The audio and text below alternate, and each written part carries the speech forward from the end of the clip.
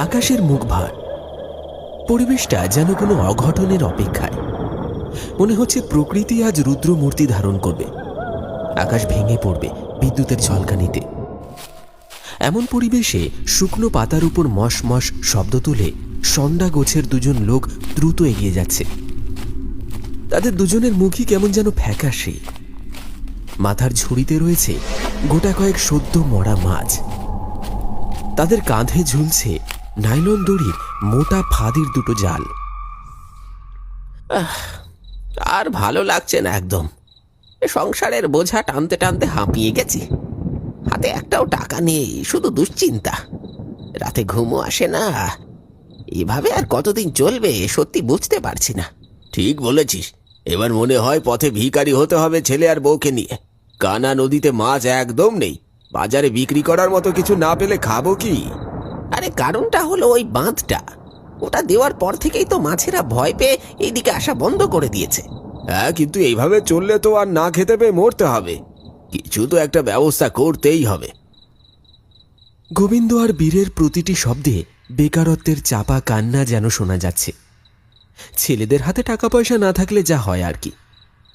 আসলে গ্রামের সকলেই কম বেশি চাষাভুষো মানুষ, আর যাদের জমি জায়গা নেই তারা ওই কানা নদীর ছোট বড় মাছ বেচে সংসার চালায়। কিন্তু কদিন যাবৎ মাছের বাজার খুব মন্দা। পুব পাড়ার কাছে নদীতে কাঁচা পাকা বাদ দেওয়ার জন্য এইসব ঘটছে, এটাই তাদের ধারণা। হাঁটতে হাঁটতে বীরের দৃষ্টি পড়ল কিছুর ওপর, এবং সে দাঁড়িয়ে গেল। এই গোবিন্দ, ওইখানে ওইটা কি রে? যোগ জলার ওপর ওইটা কি? বীরের ইশারাতে গোবিন্দ গাছের ফাঁক দিয়ে দেখতে পেল প্রবল জলোচ্ছ্বাস। যোগ জলার সমস্ত জল যেন উপর দিকে উঠে ভাসছে বাতাসে। গোবিন্দ বলল, আরে বাপরে, কি হচ্ছে রে ওটা? ও কি ভয়ঙ্কর! আরে আমার মনে হয় আমাদের একবার ওই জলার কাছে যাওয়া উচিত। ওখানে গিয়ে দেখলে সব স্পষ্ট হয়ে যাবে। এমন একটা অবিশ্বাস্য ব্যাপার চোখের সামনে ঘটতে দেখে গোবিন্দ একেবারে নির্বাক আর জ্ঞানশূন্য হয়ে পড়ে। গাছের ফাঁক দিয়ে দেখা যাচ্ছে যোগ জলার বুকে জমাট বেঁধেছে কালো মেঘের আঁধার। জলের উপর ঘূর্ণিঝড় আকাশে মিশে গেছে, কিন্তু কোথাও এতটুকু হাওয়া নেই। বীরে, এই বীরে, আরে এই বীরে, কি হয়েছে? শুনছিস? কেউ যেন ফিস ফিস করে কি বলছে, বুঝতে পারছিস? কই না তো, কিছুই তো বুঝতে পারছি না। চল তো গিয়ে দেখি কি হচ্ছে ব্যাপারটা।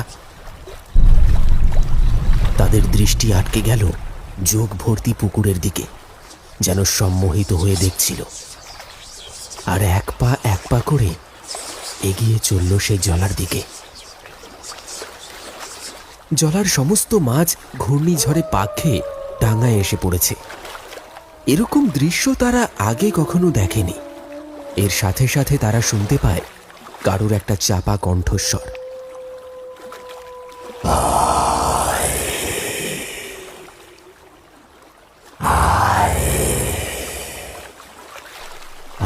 বলছি, আমার কাজ শেষ কর। ও না না না না, এটা কি হচ্ছে এখানে? হ্যাঁ, আমারও বোধগম্য হচ্ছে না কিছুই। এই পরিবেশে মনে হচ্ছে যেন কোনো অশুভ শক্তি মাথা চারা দিয়ে উঠেছে। জলার কাছাকাছি আসা মাত্রই তাদের নজর পড়ল চারিদিকে নিস্তব্ধতা। কোনো মানুষের চিহ্ন নেই, মাছ ছাড়া আর কোনো কিছুই নেই চারপাশে। আর জলা থেকে কেবলই সবুজ ধোঁয়া বের হচ্ছে। সেই ধোঁয়া খুবই তীব্র আর ঝাঁঝালো। রীতিমতো বমি এলো তাদের দুজনের। যোগ জলার আশেপাশে জোকে ভর্তি, কোথায় পা দেবে সেটাই তারা ঠাহর করতে পারছে না। এই গা ঘিন ঘিনে আর রক্তচোষা জীবগুলোর জন্যই এই জলার কাছে কেউ পা মারায় না। এ তো বিশ্বাস হচ্ছে না। এখানে এখানে আসলে কি চলছিল? হ্যাঁ বিরে, এই ব্যাপারটা নিয়ে আমার মনে একটা খটকা লাগছে। মনে হচ্ছে কোনো বড় রহস্য কিছু লুকিয়ে আছে।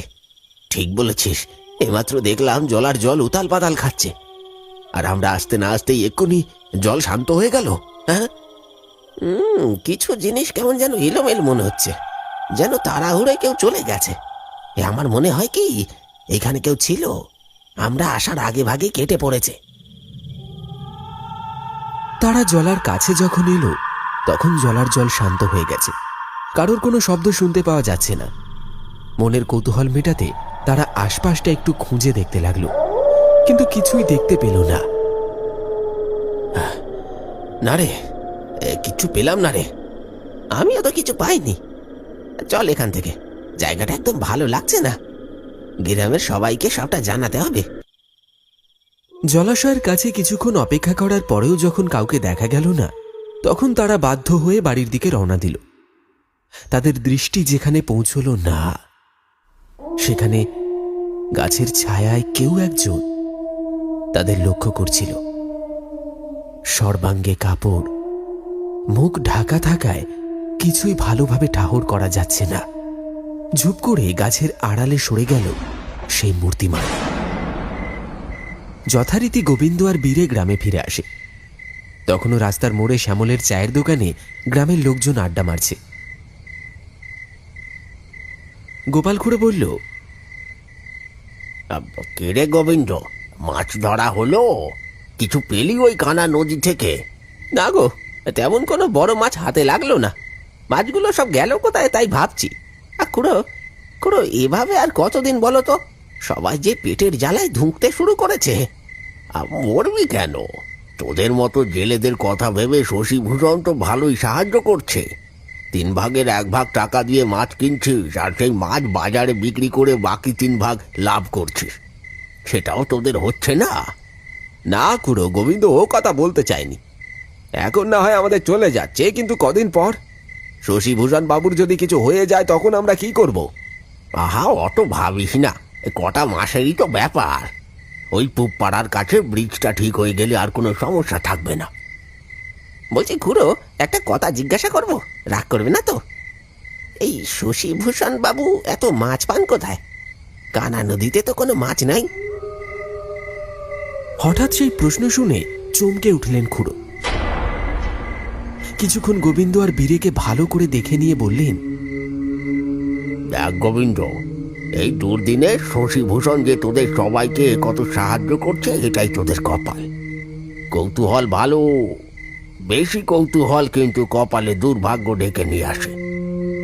খুড়োর মুখে এই কথা শুনে গোবিন্দ আর বীরে আর কোনো কথা বলল না, শুধু আসছি বলে সেখান থেকে উঠে পড়ল। শশীভূষণ এই চাপাহাটি গ্রামের একজন গণ্যমান্য ব্যক্তিবর্গ। বংশ পরস্পরায় জেলে কানা নদী থেকে মাছ ধরে নিজের পেটটুকু চালিয়ে নেন। গোপাল খুড়ো তার সঙ্গী।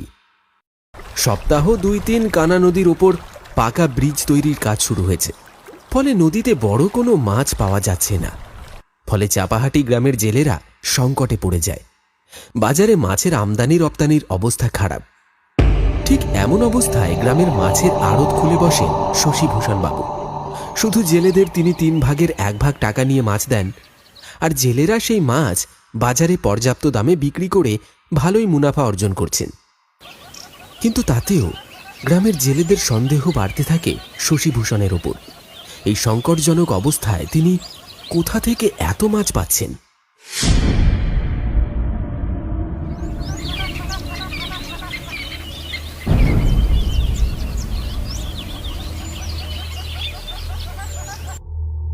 খুড়ো, কত করে নিচ্ছ মাছ? প্রতিদিন জানি, রুই 60 টাকা কেজি আর কাতলা 80 টাকা কেজি। বলছি একটু কম হবে না? তাহলে কেজি 2 নেব। না রে বাপ, 2 কেজি নে আর 10 কেজি নে, বাজারে সবার এক দাম। তাহলে আর কি হবে, দাও 250 রুই মাছ দাও। তো ভাগা, সেই থেকে যা করছিলিস যেন 2-3 কেজি মাছ নিবি। এই রে, এই নে তোর মাছ।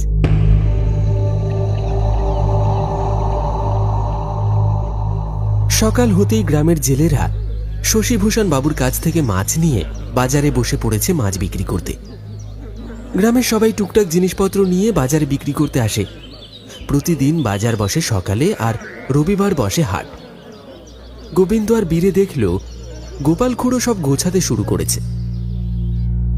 কি খুড়ো, কি হলো, এখনই উঠে পড়ছো নাকি? হ্যাঁ রে, আজ একটু কাজ আছে, তাই বাড়ি যাচ্ছি।